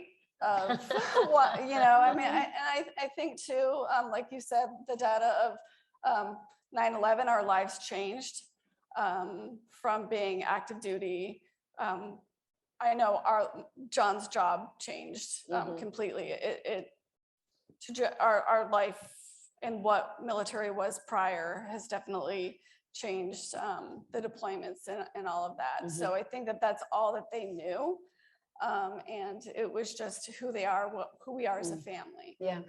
So Wonderful. I'm proud of that. Ingrid, what changes would you like to see in military life that would promote excellent family well-being for all military families? And I know you're wearing the military family hat and the psych hat, so let her rip. Well, I really believe that, you know, if you can support the mental health of our families, that can go a long way. You know, make that accessible to every single one of our families. And no matter what it costs or what you have to do, you know, that is at the crux of so many issues that our families face, you know, so many. And, you know, when I think about childcare, so many of our spouses cannot, you know, work because, you know, they don't have any childcare. I mean, that was my issue back then when I had applied for WIC and everything, you know, was that we need to have accessible childcare for all of our families. And I mean, including National Guard and Reserve, you know, because we are left out often, you know, because childcare really, if you can do that, you know, our spouses can, you know, take care of their wellness, you know, go to the gym, you know, and, you know, and take care of their own health and be employed and, you know, and volunteer, do the things that they need to do to maintain that family's well-being. And I think that for our family in particular, EFMP, our kids, you know, had family member exceptional program. family, program. Our kids had great care when my husband was deployed. And then when he came back, because we were National Guard, it was gone after a few months. And that's not okay. Our National Guard and Reserve families, you know, they serve, they've been to war just as much as our active duty. And these kids need that, you know, consistent, continuous care. So if, you know, our Reserve and Guard families could get that, you know. Consistent seems like the word here, right? Because if you've got a benefit and then it goes away, you're kind of left. Is Rebecca Sanderlin in the room? Rebecca, former advisor, I'm sorry, kid, I'm just going to tell you, tells a great story about using respite care to go to the gym, and then you would take a nap on the bench in the gym, in the locker room, just to get some sleep. You had those three beautiful little children. It's like, I just need a nap. I need a little time to myself. All right, so, and for you, Des, a little bit about what changes you'd like to see in military life that would increase the family well-being. I'm kind of the same as what, you know, Ingrid said, you know, having continuity, having just more resources. As of lately, I've experienced homelessness. And in terms of trying to find resources, it's always like that red tape, like, oh, okay, you know, you're a veteran, okay, you have a DD 214, and you get in the program and they're like, oh, well, you don't have enough active duty time. Why does it matter? And then none of these guidelines are saying like, oh, you have to have X amount of time in and all that stuff. So I feel like it's giving the misconception that there are resources and benefits out there that aren't. But like she said, this is common needs, you know, food, childcare, those are basic needs. Nothing else can, you know, thrive if you're not fulfilling the minimum functions of life. And I just wish there was more advocacy and programs available for these families going through these challenges. Especially in the cracks. Yeah, it's like we fall in the cracks, you know, and kind of like what you said, it's like, you know, I begged my command, let me deploy. That'll give me benefits, that'll, you know, give me access to all the things that I need, and they wouldn't, you know, they're like, you're junior enlisted, you have no active duty experience, you have an advance, because at the time the rate I was in was completely locked up. Advancement was like 1%. So it's like one person every quarter But got advanced. also a single mom enlisted begging to be deployed happens never, you would Right. hope, Yes. right? So I think too, if we take a step back and look, we talk about whole health and joint force. I think if we take a step back and look across the services to include National Guard and Reserve, and we look at what's working in the Army side versus the Air Force side versus Marine, if we can implement those things that are working universally across the board, our health, our well-being, it's going to increase, right? We know certain things work for certain branches, and to take those barriers off of, I see it every single day when I'm trying to get services for veterans who didn't have this component of whatever era, and I'm in tears as they're walking out the door because I can't get them services. Why are we? We have to take a step back and pragmatically fix and analyze and fix The eligibility. Yes. Understood. All right. Thank you. Thank you so much for sharing all that you have. I'm so appreciative. And congratulations, MFAN. I mean, what you did for housing and what you did for food insecurity and now this, I mean, it's remarkable work. So thank you very much. And thank you. And all this for is joining just the us. tip of the iceberg. We heard about a lot of different challenges today and through these stories. So we're going to be looking at things like PCS. We're going to look at things like LGBTQ plus support. So this report really is a starting point for us. We're really excited to dig more in. But now I'm going to welcome Dr. Gabby Lesperance back up to the stage. We're going to go through our recommendations and then give a chance for some Q&A.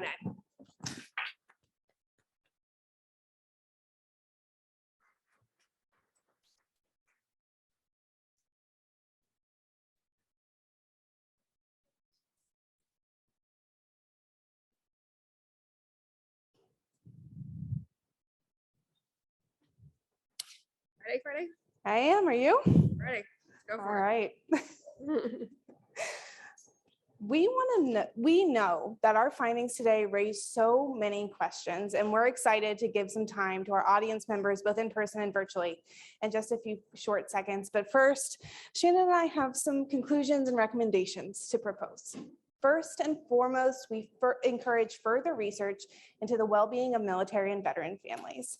Similar to our research on the causal factors of food insecurity, a priority that was shared based on our data in 2019, we know that value of understanding the root causes so we can find upstream solutions. Continuing research will help us further define what poor, moderate, and excellent family well-being looks like, and to better understand the support needs for every family that serves. Absolutely. Secondly, we recommend increasing the availability of healthcare and mental health appointments. The research presented today suggests that this would focus on improving provider availability and just really helping to close the gap between what families need and the appointments that are available. Additionally, families need affordable, accessible healthcare. I mean, that too, but also childcare is actually the recommendation.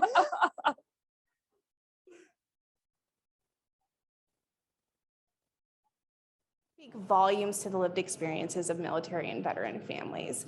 We understand that programs that put in place or relieve some of the burdens families experience around healthcare, financial security, and food security are difficult, but improving childcare access and affordability will be making a huge difference to navigating military life. Next, we recommend right-sizing the basic allowance for housing. This will help decrease the housing cost burden that are experienced by so many. And one thing that's really important to note is that this survey was fielded last fall, right? This was before the current inflation situation and before a lot of the things that we're all trying to navigate today.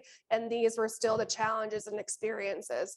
Back then, a year ago, there was some additional pandemic-related support that was available that's starting to go away.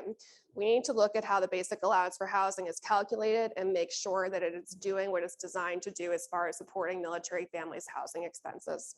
And finally, we suggest removing some of those barriers to savings that military and veteran families experience.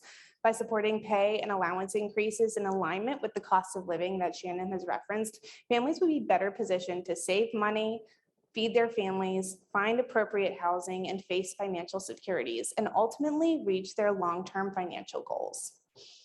So these findings are not just hopefully going to help MFAN do our work. It's really designed to help all of us in this room, everyone watching online, advance their work in support of this really important community.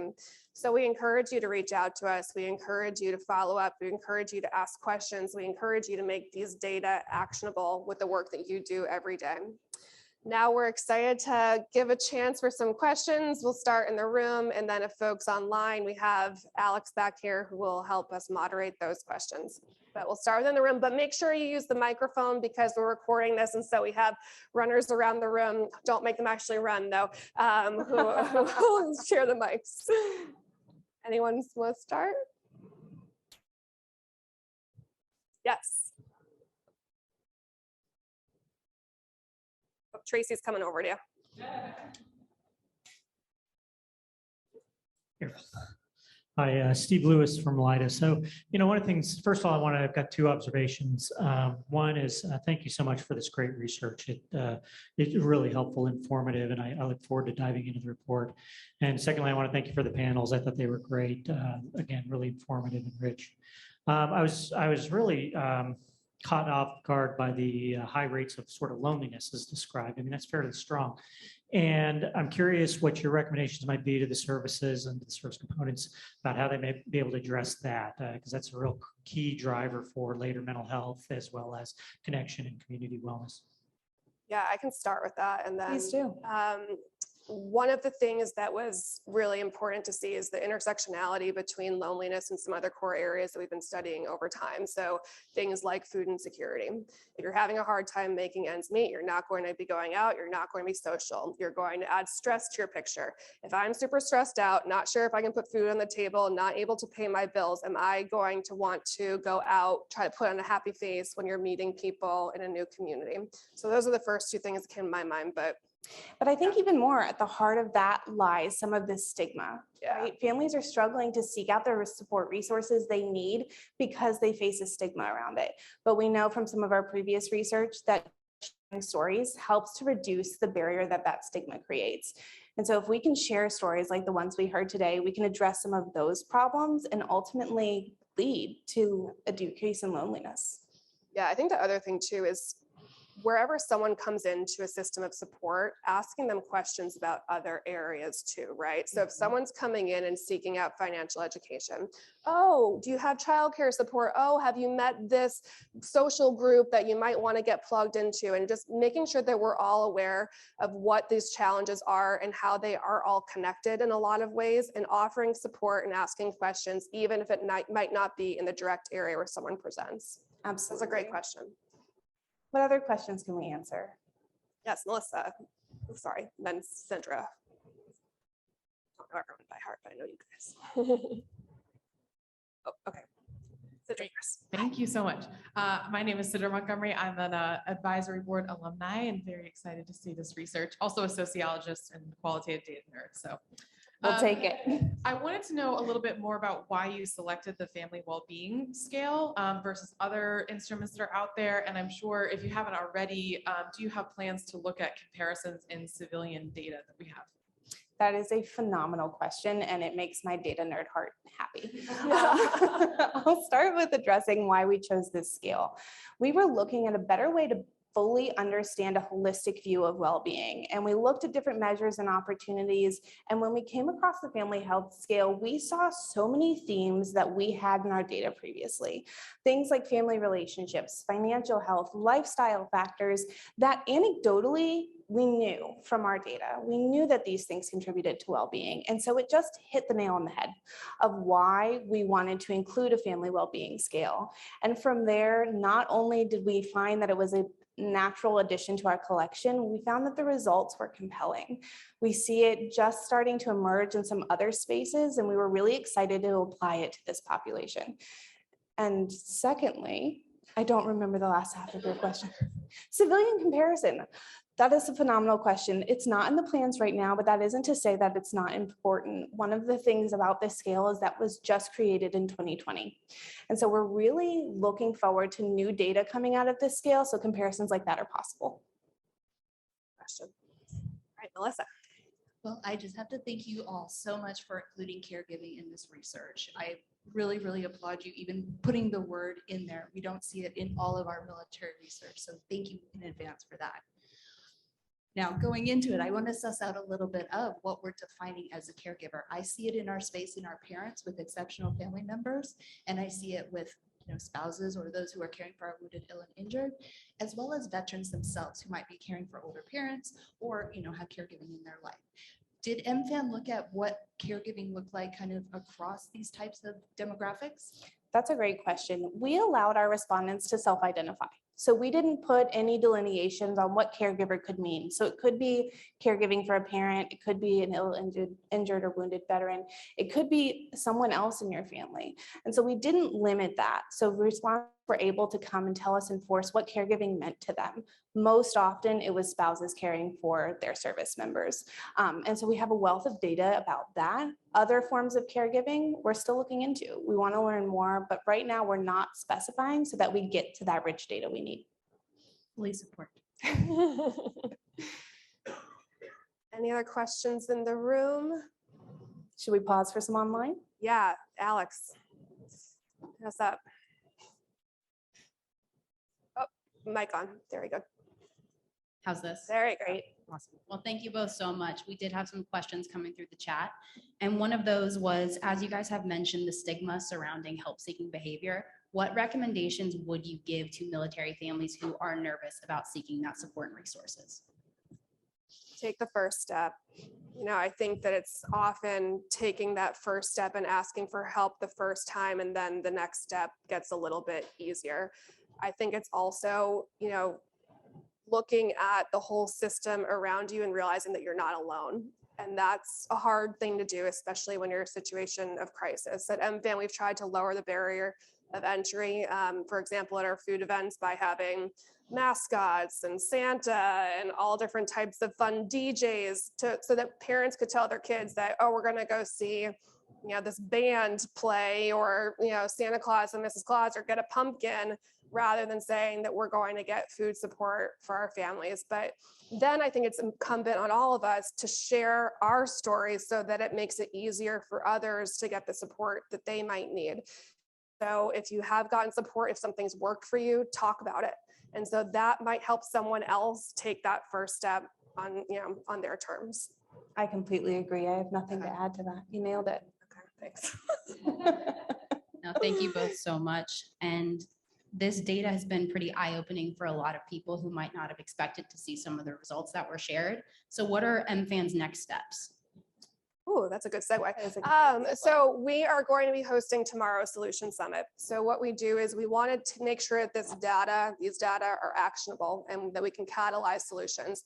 Those solutions do not need to be owned by MFAN, but we want to understand the challenges. We want to put a spotlight on them, and we want to provide the launch pad so that we can all get toward meaningful outcomes and help change course where it might be needed. And so tomorrow we're hosting that Solution Summit. We're really excited to have several folks who are in the room here today and folks who are coming out here tomorrow join us for that. But it's really about making sure that we don't just sit on it. We don't want the data to sit on a shelf and collect dust. We want it to be used. We want all of you to follow up with us. We want you to continue asking us questions, and we're going to continue to put out subsequent reports after this. And so you'll see a series of op-eds coming out from MFAN and deeper dives into specific topic areas. And so definitely recommend following us online. Nudge, nudge. We have a great listserv, nudge, nudge. And so that you can get those regular updates. Yeah. I think that's about it. Bringing data to action. Bringing data to action. Yes, yes, yes. So I'm sure we did not get to all the online questions, but we are at time and we respect everyone else's time. So thank you all for being here. For the folks who are watching online, thank you. Thank you to our sponsors who made this work possible, to our board, our incredible staff, and our research team who kicked butt. I mean, really amazing, amazing, amazing job.